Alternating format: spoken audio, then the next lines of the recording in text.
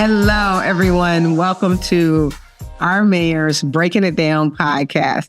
I'm joined by my co-host, Mayor Van Johnson from the great city of Savannah, Georgia. Welcome, Van. Thank you. Always great to be here, spotlighting great mayors of the African American Mayors Association, and we got a good one today.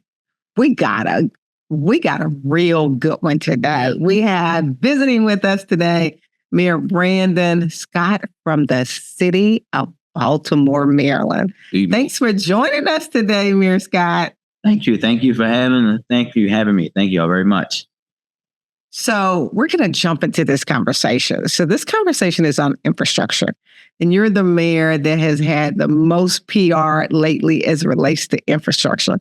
So the day of your bridge collapse, walk us through what was happening that day, that night, actually, early in the morning. Were you asleep? Were you checking emails? What were you doing when you got the call? And then what happened after that? Well, I think, Phyllis, it'll never be a day that I'll ever forget. So I think, let me take you back. So the 25th was actually my State of the City. So I actually delivered my State of the City address that night. Was talking about the strength of the city, the progress that we've made in Baltimore in my term in office. And then I finished that speech around 9 or so, mingled with the residents and citizens afterwards, went home. Charm decided to stay up till about 1:15 that night. So at that point, he was, only a few months old. And then he went to sleep around 1:15. I got in the shower, and then I got out of the shower, got in the bed, and literally like 2 minutes after me being in the bed, not even sleep yet, I get a phone call from my fire chief, and he says, "Sir," and I remember the conversation like it was yesterday. He said, "Sir," first thing he said was, "You're not asleep?" I was like, "No, what's up?" Because anytime, look, a mayor knows, if you get a call from your fire chief, your police chief, emergency management, that late at night, something bad has happened. And unfortunately for me, I've had multiple things like that happen. But he said, "The key bridge is gone, sir." And I said, "Repeat that?" He said, "It's gone. It's in the water. A container ship hit it."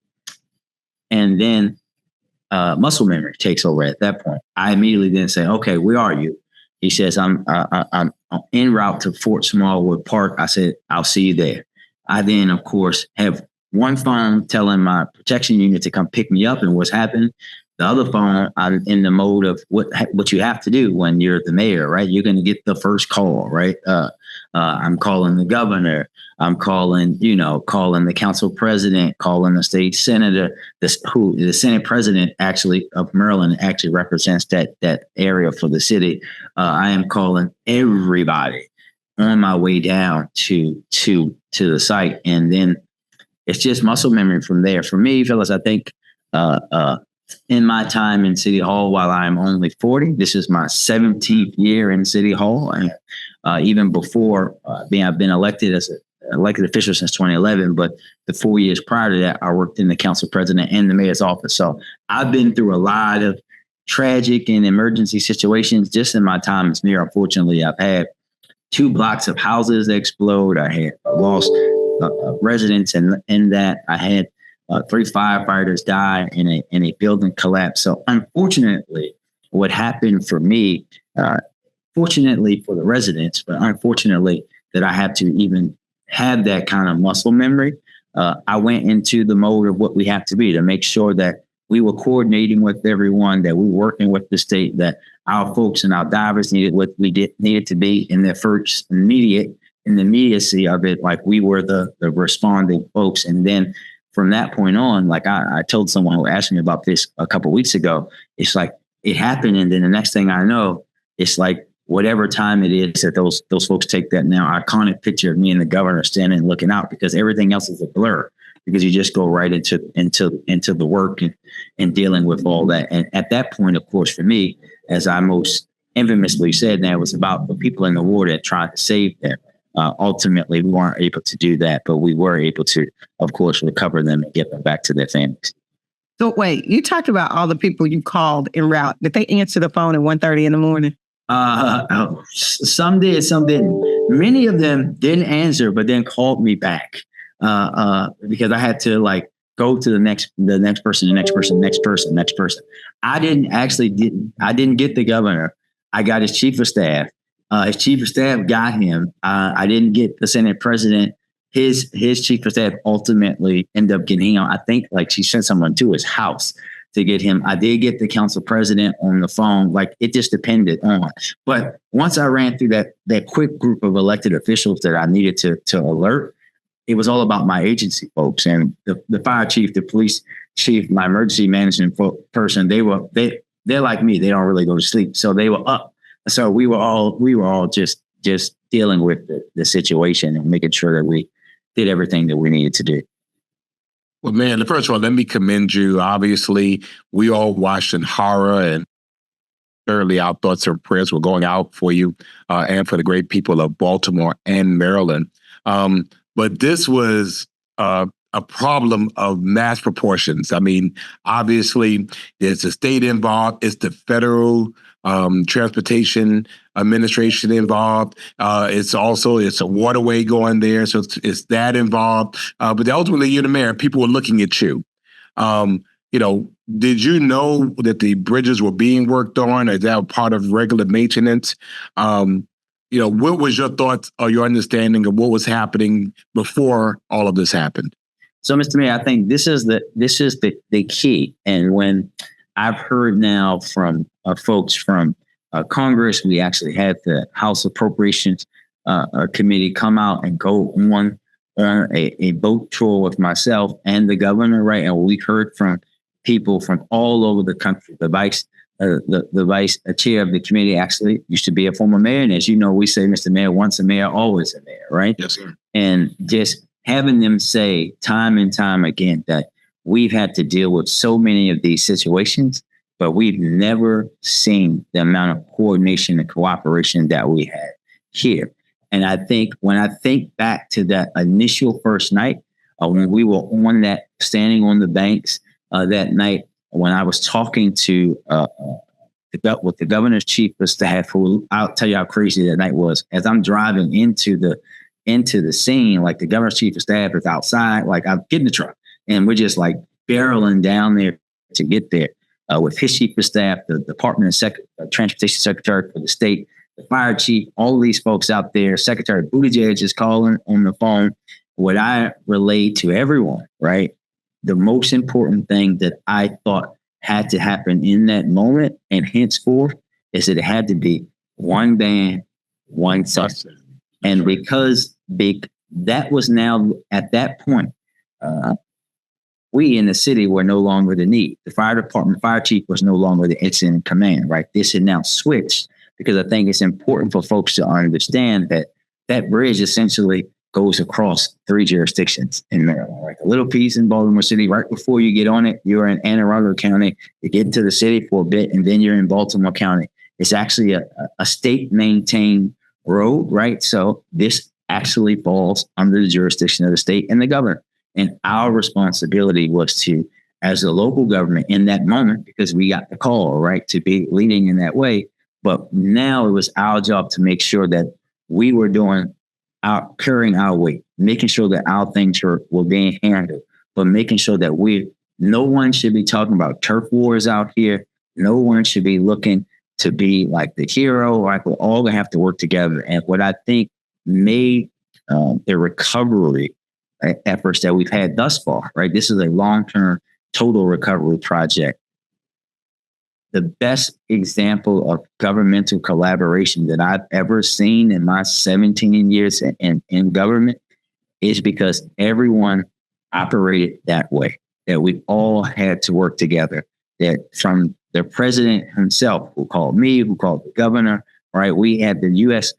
Secretary of Transportation on site within hours, right? I think that's what made it successful in the way that it has been, right? Because everyone worked together. No one's looking to use this situation to push themselves up, because there are no winners in a situation like this, right? There's no winning when you lose 6 people who were out doing work on behalf of the state to improve transportation for all of us, including me, who took that bridge at least once or twice a month, right? Who had just taken it the week before, right? People who took it every day.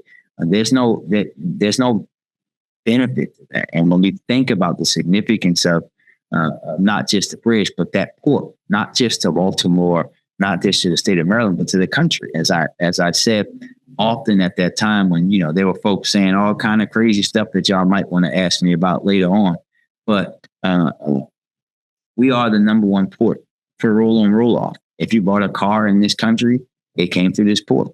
If you're a farmer in Iowa and you need farm equipment, it came from this port.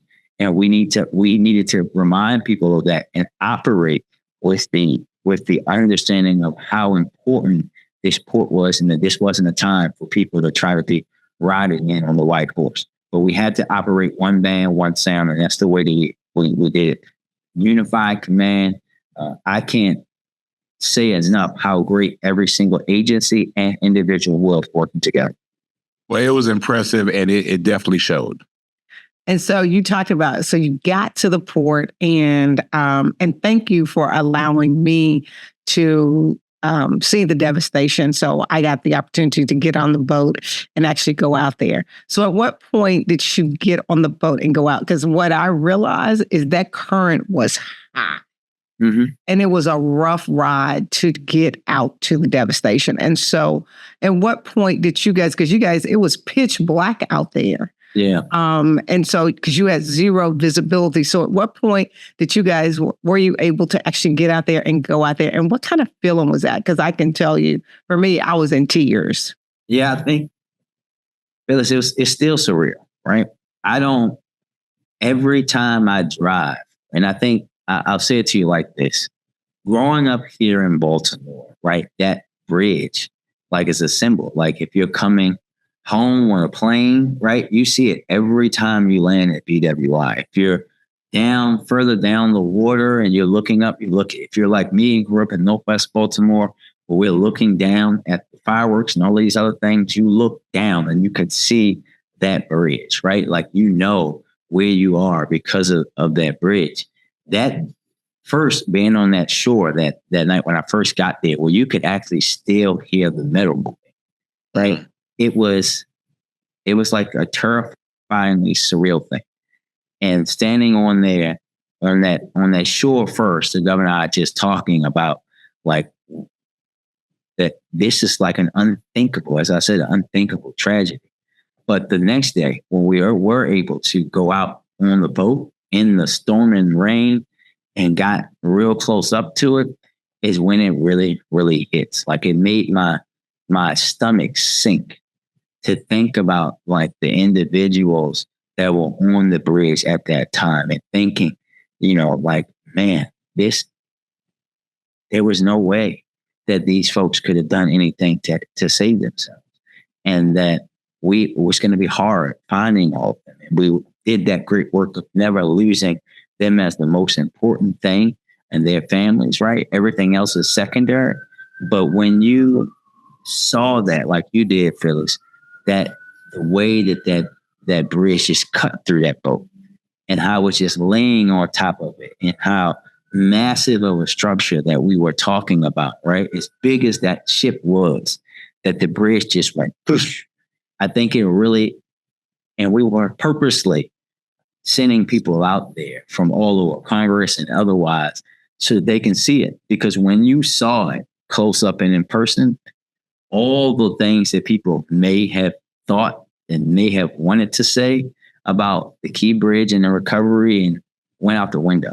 Because if you've seen it for yourself, you know how deeply devastating and how deep of a tragedy this was. I think the scary part for me, and I think for most port mayors, is Savannah is a port city. The first thing, we're looking at our bridges. We weren't sure at first whether this was some type of attack. Yeah. We just didn't know what was going on. But then watching it, holding our breath that you were completing a rescue mission at the same time as a recovery mission. But then because of the amount of steel in the water, you had to be careful that you didn't, jeopardize someone else. But at the same time, the Americas commerce system is being held hostage because ships couldn't get through. What were the other considerations that were going through your mind? And again, I can't say enough about just the coordinated response that you all had. And it was really like a symphony because everybody played their part at their time. Mm-hmm. I want to just elaborate a little bit more on that. Yeah, I think that to your first point, those were the kind of first conversations that I was having on the way down there, right? I'm talking to my police commissioner, telling him to make sure that our intel folks are working with the FBI and everybody else to make sure that this wasn't intentional, right? What we don't know, we don't know. Until we know that this isn't true, we have to operate with that. We don't know whether it's true or not. And going through all of those steps to make sure that we did that and being on alert just in case, right? So you have to do that. That's not something that anybody wants to do, Mrs. Mayor. You know that, but it's our responsibility as leaders to operate in that mode, in that emergency mode.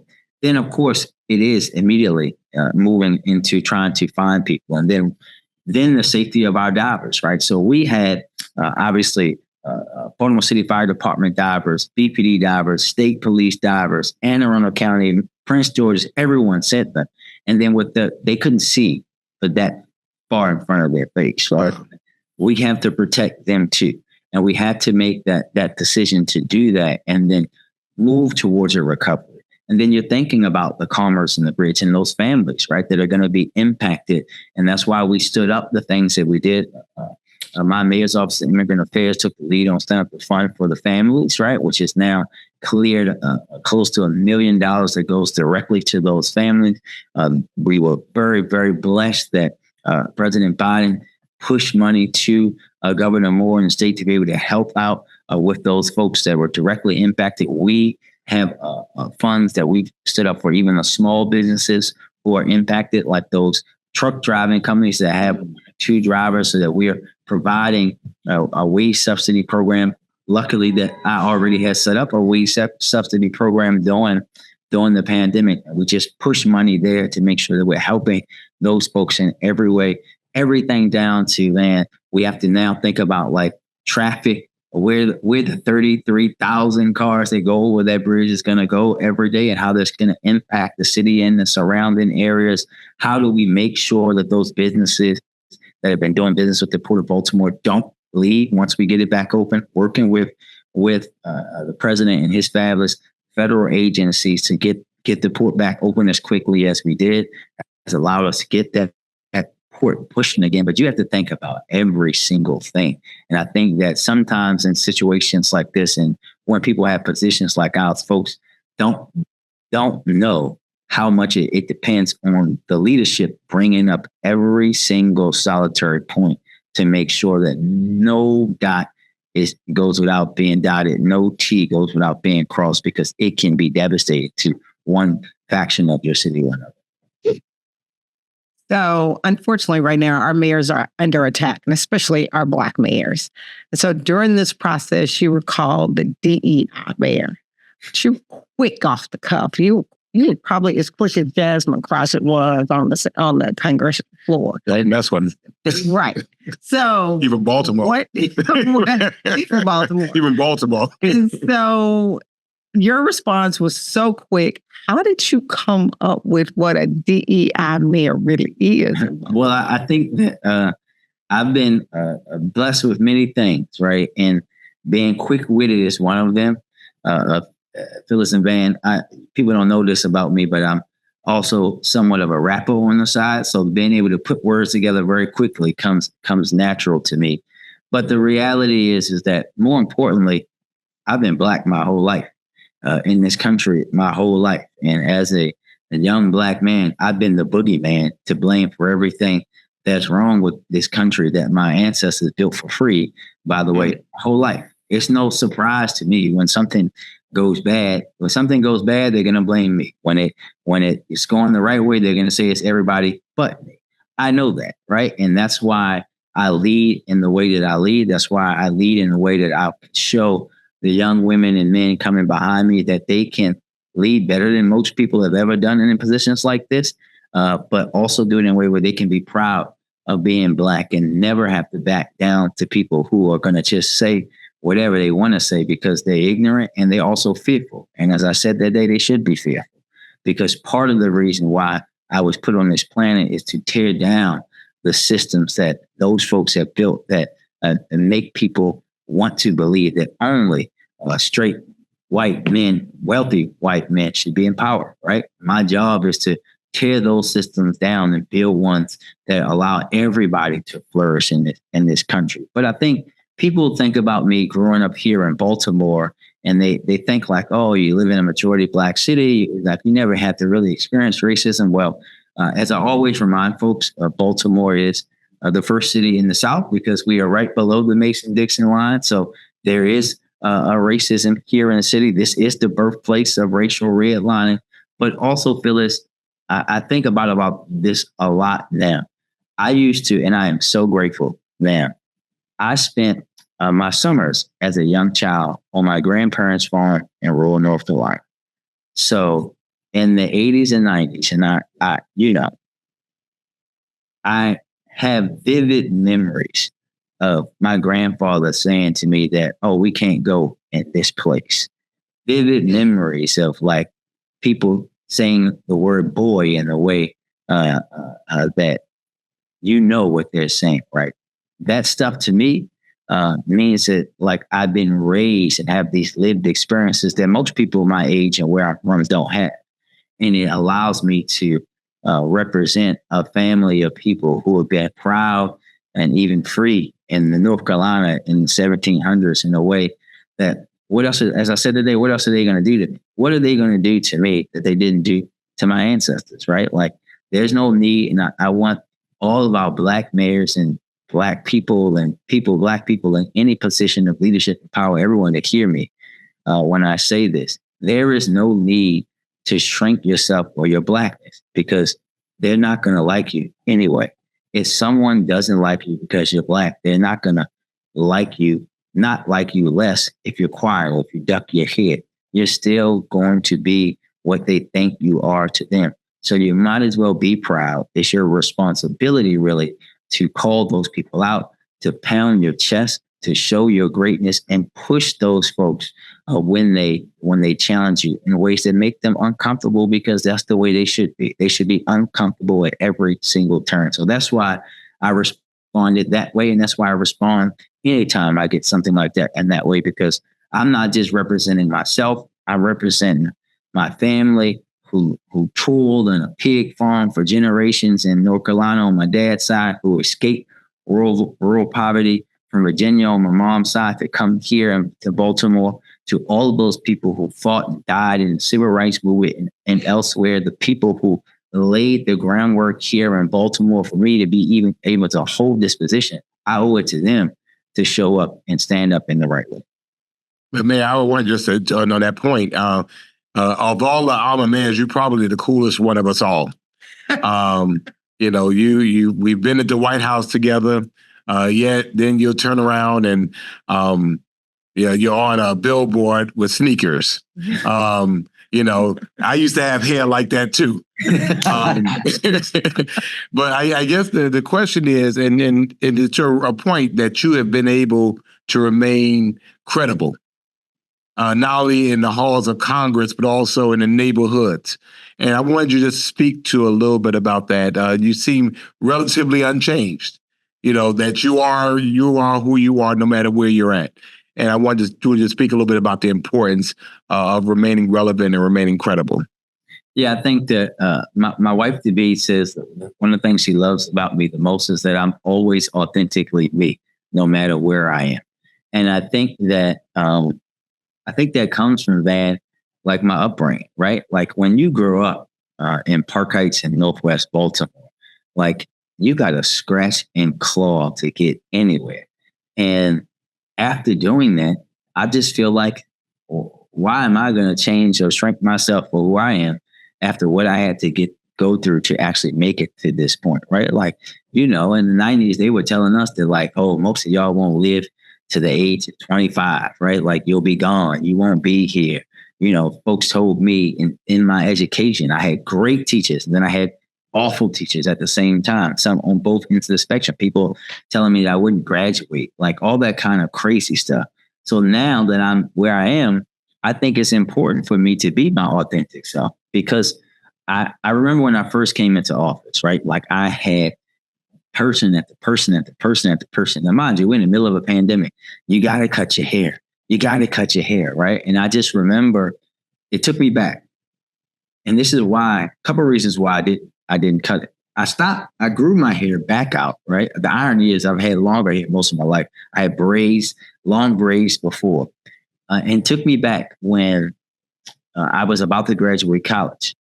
And someone that I respect, African American actually, and one white person told me, two people, that like, hey, if you really want to go into public service, you have to cut your hair.